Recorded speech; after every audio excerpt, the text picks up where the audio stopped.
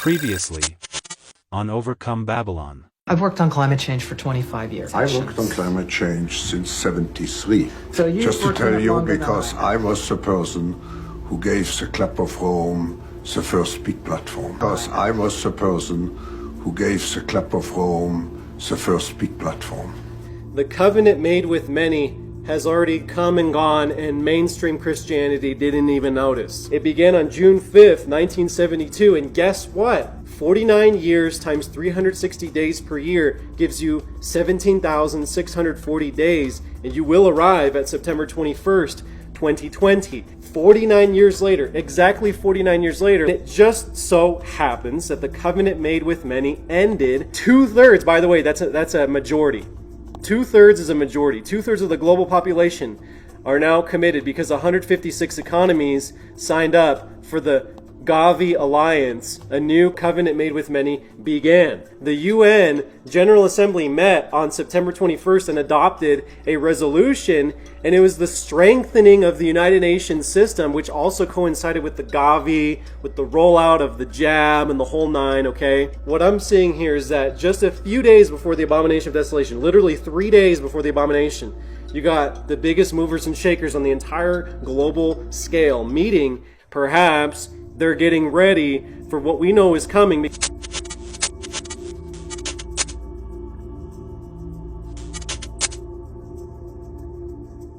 All right, welcome back to Overcome Babylon. I'm Abraham, as always, and by God's grace, what we know is what time it is. We know that we are in the 70th week of Daniel right now. This is what it looks like.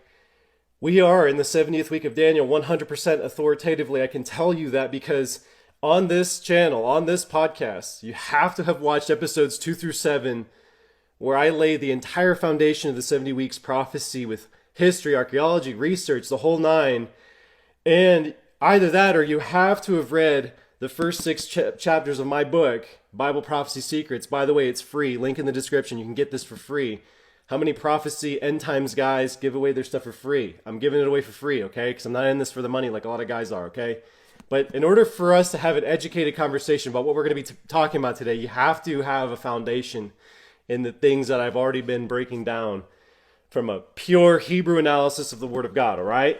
So we are in the last days. We are in the 70th week of Daniel. I can authoritatively tell you that. And a lot of Christian YouTube, basically 99% of Christian YouTube, even though some of them mean well, some of them are just total fakers, fake gurus, but some of them mean well. They don't tell you we're in the last days authoritatively 100% with biblical proof, hermeneutics, and the whole 9 yards, okay? But I can, because we've done the homework here on this channel. So with that understanding then, I can actually have an educated conversation about this with you. The 10 kings are here. It's not that they're coming sometime in the future or they might be here. No. They are here. They're called the BRICS nations. Brazil, Russia, India, China, and now South Africa. And there's way more joining. And I'm going to show you why this is so significant today. But before we do, let's just look at what I have here, okay? March 11th, 2020. We all know that the COVID pandemic was a big deal. But what most people fail to realize is why it was such a big deal from a prophetic, biblical perspective. You see that I have the airplane there. No traveling, okay? That was the what Daniel recorded in his prophecy. Okay, that's what Daniel actually told us about the middle of the 70th week. Again, the middle of the 70th week that we're living in right now, it was the year 2020. Go figure. That's exactly what it says right here in Daniel 12:11. From the time that the daily is taken away and the abomination of desolation is set up, there shall be 1,290 days. Again, that word daily sacrifice, you see that italicized? That's not in the Hebrew language right there. That doesn't even exist in the Hebrew language. The English translators inserted that because they had a bias when they translated those things, okay? Daniel 8:11. He, this prince, right? We're going to talk about the prince today. So what it's saying is, he, Klaus Schwab, exalted himself as high as the Secretary General of the United Nations, and by Klaus Schwab in the Great Reset, all the daily, the tamid, that's what the word is in Hebrew, the daily was taken away. The ability to go to Jerusalem 3 times a year, the ability to go to church, the ability to do business as life as usual, everything was shut down. And the sanctuary, the places of worship, were cast down worldwide. And guess what? That's the same exact thing we saw in Daniel 9:27. That he, this prince, would confirm a covenant with many for 1 week. In the middle of another week, that's it. in the middle of the final 70th week of Daniel, there's going to be an end of sacrifice and offering. By the way, that actually does appear in the Hebrew language. Actually, sacrifice and offering. And what it means is the ability to give your annual sacrifice to appear in Jerusalem 3 times a year is required by the Torah for unleavened bread, Pentecost, and Sukkot, tabernacles. You had to appear 3 times a year in Jerusalem. And oh yeah, you got to bring your gift offering freely, your free gift offering. That's what that means. It was sealed up. Again, it was sealed up for the righteous. Only the righteous would be able to understand these things, the righteous who understand God's commandments. And then there's some stuff about the abomination of desolation again. So when we go back to that, September 21st, that was the end of the covenant made with many. September 21st, 2020, and Agenda 2030 and Gavi all of a sudden got rolled in, and you had a renewed Agenda 2030 covenant that was accelerated, that did away with the old covenant, the original covenant that was made with many in June 5th, 1972 in Stockholm, Sweden. I talked about this all in the very last episode. I talked about it in my book. Make sure you check all that out, all right? But now we're getting into August 22nd, 2023, which is literally a month before the abomination of desolation. Remember, I just showed you this, but from the time that the daily is taken away on March 11th, 2020, to the abomination of desolation, there'll be 1,290 days. If you go from March 11th, 2020 to September 22nd, 2023, that is 1,290 days. And so we know the exact time of the abomination of desolation, and it just so happens that right a month before that's going to happen, you got the BRICS nations meeting. This is so significant. People are starting to talk about it. BRICS. What's going on with BRICS? Why is this important? A lot of people out there are speculating, oh, are these the 10 kings? And yeah, they are the 10 kings. We're going to talk about that today, okay? Everybody's starting to figure this out. And once the abomination of desolation happens and Jerusalem's burned with fire, everybody's going to figure this out because they're like, oh my gosh, we must have been lied to somewhere about prophecy because this wasn't supposed to happen. I thought this was God's blessed Holy Land people, the regathering of all 12 tribes. Oh my gosh, what's going on? So anyways, we'll talk about that in a moment. But here's this article from Fortune.com. How long will the dollar, right, the US dollar, last as the world's default currency? The BRICS nations are gathering in South Africa this August with this on their agenda, right? This idea on their agenda. And they're going to be talking about a little bit more than that. Listen to me. Today, we actually get a backstage pass. We actually get a VIP access to the throne room of God. And we actually get to understand why he's orchestrating what he's about to orchestrate with the 10 kings. We actually get to understand why he's doing the things that he's doing. This is unprecedented. There's very few times in history we can open up our Bible and know exactly why he's doing something on the world geopolitical stage. And BRICS, in case you didn't know, originally it was BRIC, right? Brazil, Russia, India, China, but then South Africa got added. And BRICS really, this term was coined in 2001 by Goldman Sachs, according to this Wikipedia article. But these are just the fast-growing economies that are really just a counter power to the Western establishment. And what's obviously becoming of it is that it's actually fulfilling Bible prophecy. See, this has been around for a while. This whole talk of BRICS has been around for a while, but now, if we just move down here, you got all these member countries. You got all these people, these different groups applying for membership from Algeria to Argentina to Bahrain to Egypt to Ethiopia to Saudi Arabia, United Arab Emirates.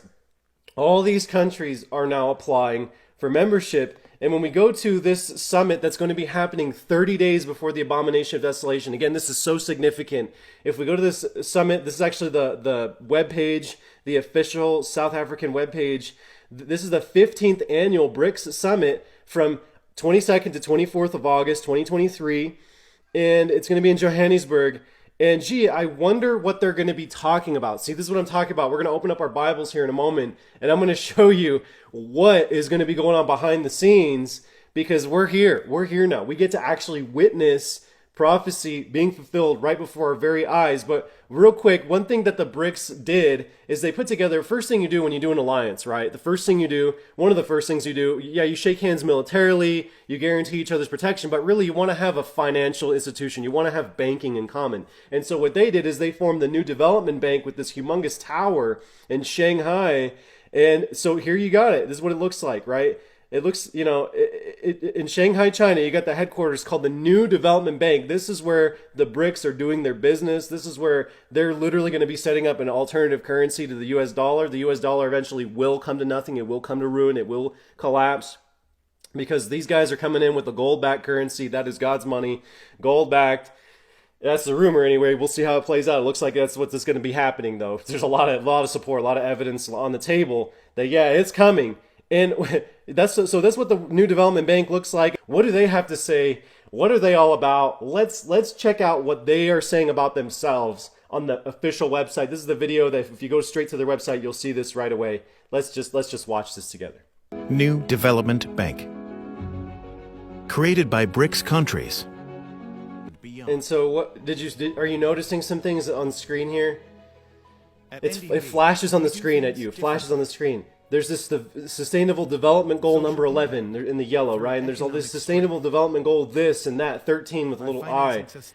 Wait a minute, what's going on here? Why are they promoting the SDGs of Agenda 2030? Why is the New Development Bank on the literal front page of their website?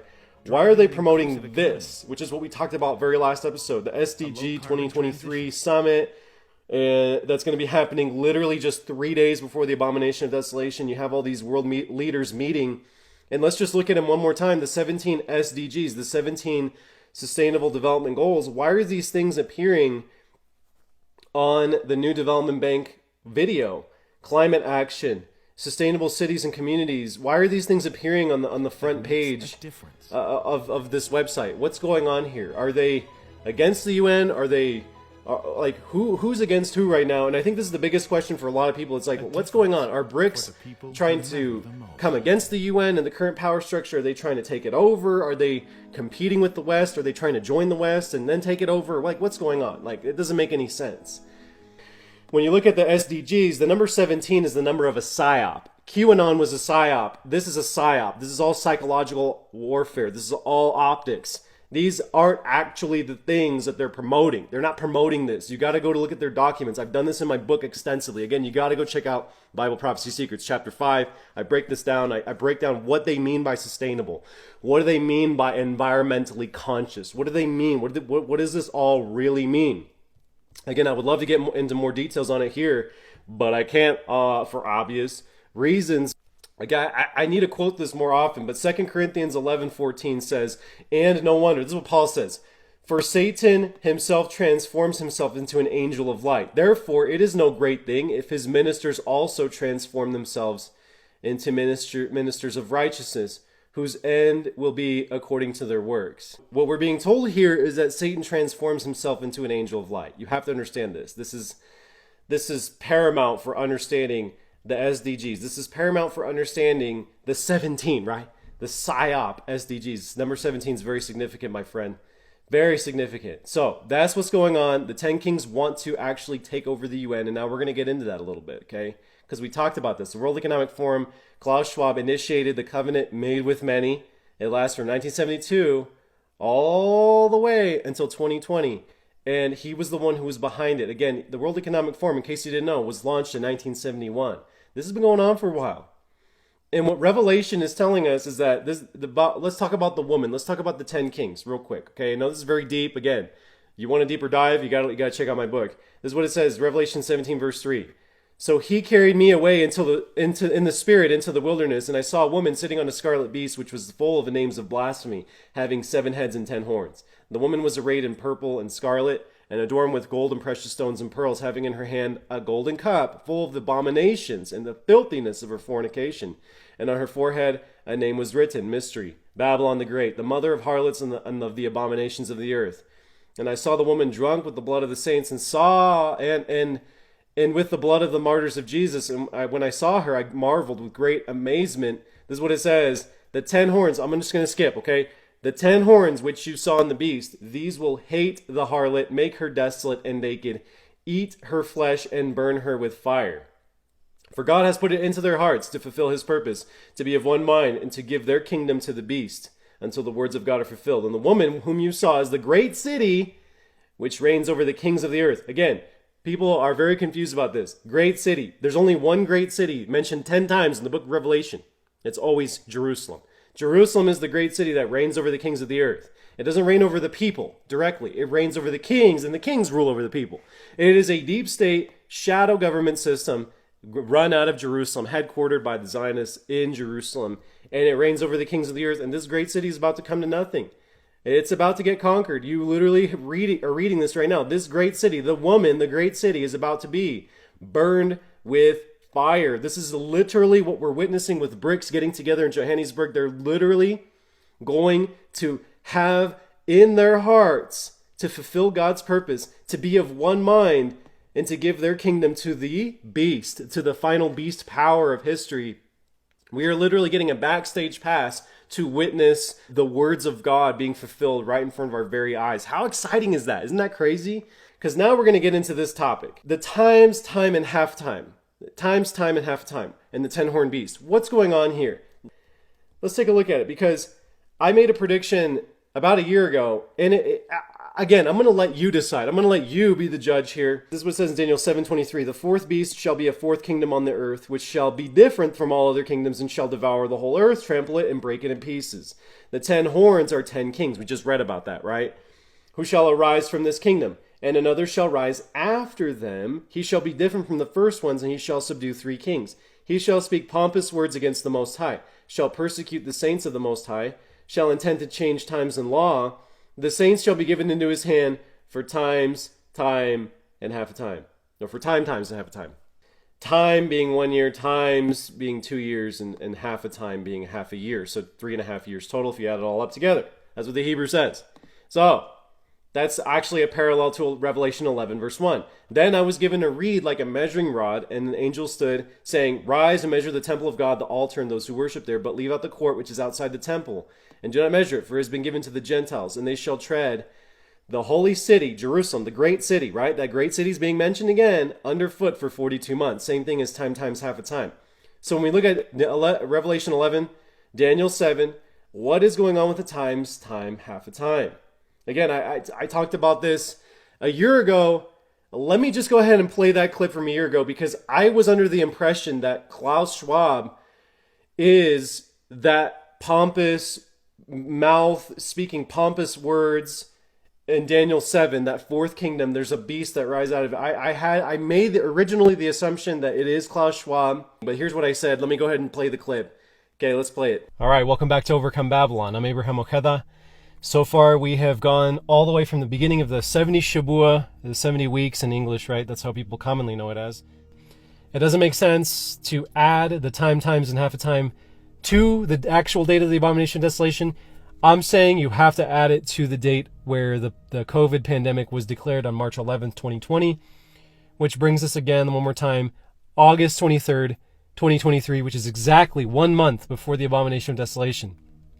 So it appears that something's going to happen from now until August 23rd. Something's going to happen on August 23rd, where Klaus in the World Economic Forum something's going to happen. They're going to lose their grip on power, and I'm actually really excited. I'm looking with anticipation for what's going to happen there.